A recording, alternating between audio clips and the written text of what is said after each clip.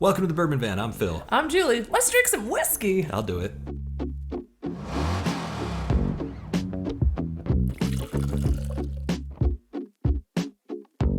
Hey, we're drinking 1920 today. And I can't wait. I love it. Last year we did a flight with Old Forester 1920 because for a long time people ask us what's the best available bottle on the shelf. And usually people are wondering in that $50, $60, $70 area.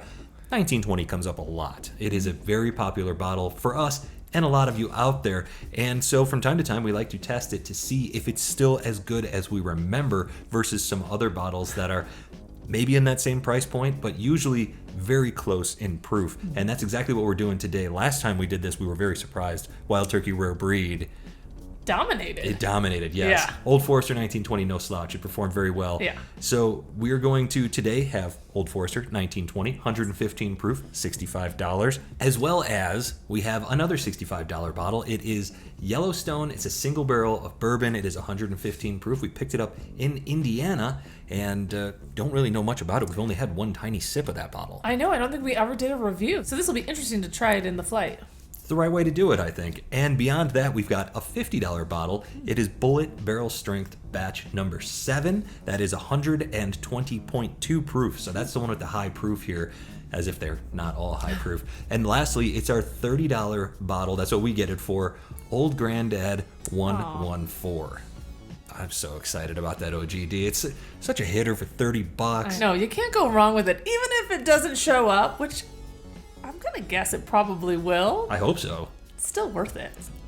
Yeah, it's a great value regardless of how it does in this flight. We love OGD 114. $30 is a little higher than what most of you are getting it for out there, but it's getting harder to find. So OGD 114, Bulleit Barrel Strength Batch 7, Old Forester 1920, and Yellowstone Single Barrel Bourbon. I poured them, Julie mixed them around. We are going to nose the glasses, then taste them from right to left to right, A/B test, and then we'll let you know exactly what we think. All right, we are ready to take some notes. I'm calling this 1920 Part 2 because it's the second time we've done this. And let's get on to the noses. Glass number 1.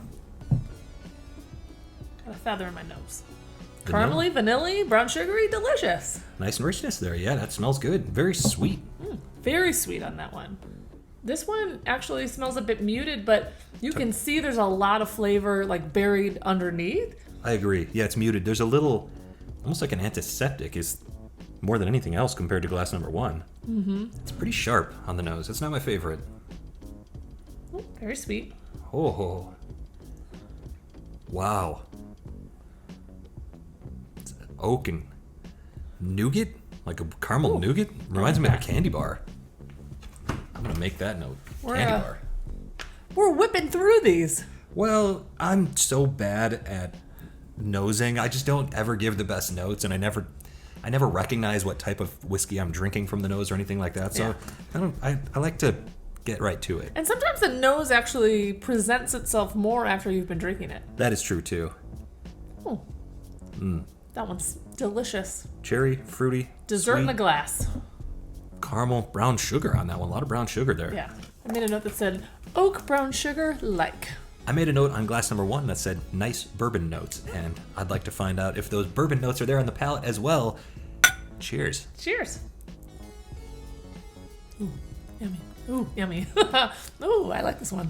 Those notes are there on the palate. They are. Happy to report. Yep. I was particularly thirsty going into this video. I want to say nose to palate. This one really represents. It comes right through. It's exactly what I was hoping for from the nose. There's a nice coating that's happening. There's a little vanilla, sugary, almost frosting feel to it, but it's got really nice mouthfeel. Yeah, I think that this one coats very well. The sugar that you were talking about, it reminds me of like a raw sugar. I wouldn't say it's like a deep brown sugar or anything like that. It's almost like powdered brown sugar. It's very strange. Yeah, I like this one. Yeah, that's quite tasty. I will say, and this is our first one, so maybe this is a bad time to gauge it, but the finish isn't lasting forever on that one. It's still pretty warm. Yeah, the heat is there more than anything else, but the flavors themselves have dissipated quickly. Yeah. That was a good way to start. Yeah, I agree. Glass number 2? Yep. Are we going to guess what these are? Probably not. I had a guess on the nose all of a sudden. There was a lot more cherry on the nose there when going back to that glass. So we said antiseptic, maybe not a ton there the first time through. There's definitely more. It's opened up a little bit. Yeah, I got a lot of cinnamon on that one. Yeah. Wow, this one came and went so quick. Yeah. I need to have another sip of this. Yeah, it's not... Compared to the first one, it almost drinks a little bit thin. Yeah, I completely agree. Now that brown sugar and oak is starting to come through. There's a nuttiness here. The flavors are really nice on here, but they're very short. Yeah. Maybe just compared to glass number 1, but it feels a little bit shorter on this one. Yeah, I don't know about glass number 2. We'll obviously have to go through the rest of them, but right off the bat, I would say it's not my favorite flavor there. So that's interesting because I can't think of any of these 4 bottles off the top of my head that I'd be like, oh, I don't really care for that one. Right. I do think I like all these. So let's find out about glass number 3 now. Yeah. Ooh, I like the nose a lot more on this one. I left the nose blank on my note sheet, which is really? too bad. I don't remember what I thought about the nose on this one, but I wrote candy bar. it's, yeah. Oh wow, that's peanutty. That if you were thinking some sort of payday-esque Totally. deal, that's what that one tastes like. Holy Yeah. smokes, that kind of surprised me. It is nutty. It is payday-like, and there is that nougat flavor, which I like so much. Caramel in Good there. nose. That's the best nosing I've ever done, I think. And once again, the palate is really following the nose here, just like glass 1. Not always the case. Nothing surprising in this one, except for on the tail end. Strawberry or raspberry, some sort of bright red fruit showing up there. And I'm getting a little salted chocolate. You I don't have know. to agree with me. No, I was just going to say, I'm looking for chocolate. I'm not finding it, but I'm just getting I love that a you're lot, getting it. Yeah, I'm just getting a lot of salted, and at first I thought maybe it was salted caramel, but it's not a caramel flavor. I think it's more like a salted chocolatey peanut flavor. Interesting. I'm going back for more of this. I like this one. This is funny. I'm trying to think of which one this would taste like, and I don't. Well, I mean, I haven't really had one of them, but These aren't bottles that we go to very often. We used to a lot more, but Yeah. these days we're doing a lot of videos and things like that. So when we're just casually drinking, we drink more lower proof stuff. Yeah. And so these sort of barrel proof bottles they're a little intense. We don't approach them too often. For glass 3, on the nose I wrote candy bar, and on the palate I wrote candy bar. So I like that. it follows through. Did you like glass 3? That was all right. It's not a profile that I gravitate towards. So let's try glass number 4. Let's try that. Yeah. Mild, gentle, little how you doing handshake on the finish there too. That it actually changed a lot from the nose to the palate to the finish, not in a bad way. Yeah, I like this one. This flavor profile is unique to the brand. I wasn't thinking brand at all. I was just sitting here going like, what kind of ice cream does this remind me of? I And it's know. Neapolitan ice cream. It's just very delicious. I mean, I don't know. I obviously don't know what these are, but I am trying to figure out which one is which. I'd like to go for it at the end, like do a 4 I'm just for so 4. enjoying the ride I today. know, and there's a delicious creaminess to it, very desserty, a hint of fruit, like a banana chips or banana fruit, but it's like almost tiramisu-like. Yeah, it's definitely dessert. Like I Yeah. wrote Neapolitan ice cream on a banana split. Yep. Like it's all there. The chocolate's there, the vanilla, even like you said, creamy. I'm getting like a whipped cream yeah. type note that I love whipped cream because I love sweet stuff and stuff that's not good for me. And this is pretty doggone good. This is good whiskey right here. If you said this is the end of the video, make a choice, I have a lineup already. I do too. That's so Yeah, crazy. A bold lineup. I like the caramel that's showing up on glass number 4 there. Yeah. Ooh, I'm getting a tongue tingle from that one. Yeah. That is so good. I don't know. I got 3 that I really liked in round 1. Yep. Now we're going to go back the other direction and see if we can find all 4 Yeah. to like. And I'm excited about this one because I do think the glasses do change. We always cleanse our palate between sips, but sometimes when you have something so delicious first and then it gets overshadowed, and when you go the other way, it has its opportunity to shine. Nicely said. Thanks. Let's cleanse our palates. We'll get onto it. I think that one of the selections is really well done and really delicious, and I think you're going to put it really highly, but I'm not 100% sure if I like it. It's just not your palate. Yeah, and so that is a tricky one for me because you have to choose if you're going to go through what I would drink or what you think is overall a better whiskey. There's absolutely a bottle in this flight that I know you don't like as much as I do. Yeah, totally. It's been a while since we've done this. Ooh. It's been a while since we had a proper flight. I'm enjoying this. Are you? Yeah, I like this. You got a smile on your face. I assumed you were. Yeah. I don't know what this is, but... Yeah, you do. But if you know me, you know why I'm smiling right now. Yeah. It's yummy. That's very, very tasty. I don't have much to say that I haven't said already. It's desserty, it's caramely, it's got all the goodness. I have nothing else to add. We're going to have to A/B test before we have anything new to say about this one. Yeah. That one is just what it is. I like what it is. Yeah. It doesn't shift. The flavors don't shift, but it's just like proud to be these flavors. Yeah, I am's what I am. Yeah. The flavors pop even more on the way back. Oh, and I thought like the part that I was initially put off by has been muted on the way back. And it makes it a nicer drink for me. It's a solid experience on glass 3. I'm very happy with it, and I'm moving on to glass 2. This one screams, I don't need to sit down and think about it for a while. Like, I'm not here to watch a movie and do this stuff, but my friends are over, I want to party, or at least have like a fun conversation. It's just lively and light. There's not a lot of depth to the flavors, but they're delicious. True. Yeah, not a ton of depth. That's a great note. And also, when you say it screams for like, and it's over because it goes away so quickly. Mm-hmm. For such a high proof, the flavor comes and goes so rapidly. This could be a dangerous one. You go, I haven't had a sip in a while. You just had one 30 seconds ago, but you don't remember it. I don't necessarily think that it's the most high end of the bunch, but I like it a lot. That's fair. Mm-hmm. It's almost like Booker's Light.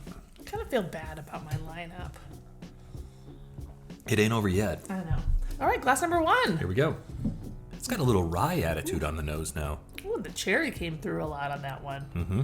I don't know what changed about it, but it was a different experience on the way back. Completely. Still delicious. I don't know that I would call this one delicious. Oh, really? No, I liked it so much because, it was the starter and it tasted great.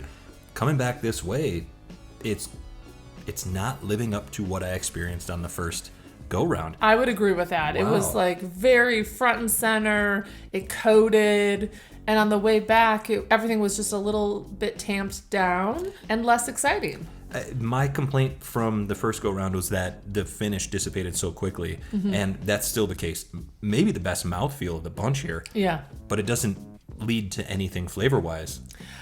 I would agree with that. So A/B testing is going to be fun in this one because I had a order going this way, and then I thought like for sure the same order was going to come back, and then I kind of got thrown in a wrench with this one right here. I wasn't sure. Now I'm not sure what to do with that glass. I was just going to ask you if your order changed because mine definitely did. Yeah. I feel a little feisty today, and look at you. And I feel like I want to like just go on pure enjoyment versus you're gonna pick based on what like the quality, and I'm gonna party it up. I don't know. I'm in a good mood today. Like you said, I want to party a little bit today, so I'm just gonna go with what makes me happy. And right now, there's definitely 2 that are making me happier than the rest. All right, A/B testing. We're not going to show you all that, or it would be a really long video. We're going to get right to it. We'll be right back with our orders. Unless we say something really funny, we'll include that. Yeah, no, we throw that in. The glass 1 is struggling on its own right now. Yeah, it needs to either be the first or the only. Yep.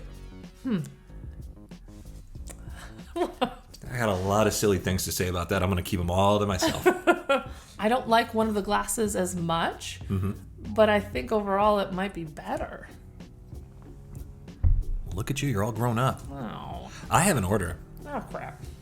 My top 2 glasses are virtually tied, and my bottom 2 glasses are virtually tied. Oh, shoot. I don't know what to do. Shoot. I'm out of whiskey again. Color me shocked. Shocked. What's your favorite Chris Farley movie?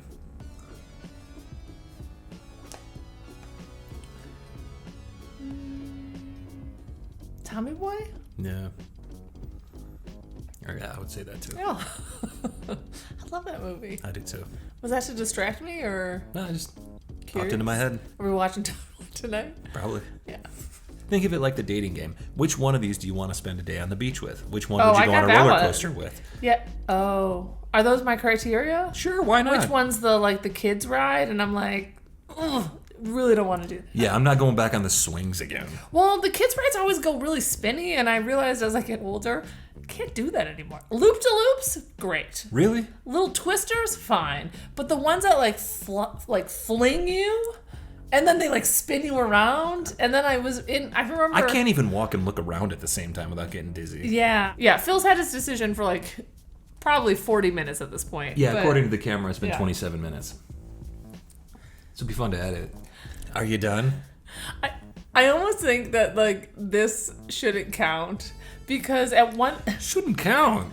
But This is scientifically important to the people. What you're telling me is you've chosen. I have. Fantastic. Well, welcome to Monday. We got 10,000 subscribers last week sometime. We probably lost most of you with this video. Let's get on to it. What's your number 4? Let's push them forward on the count of 3. 1, 2, 3.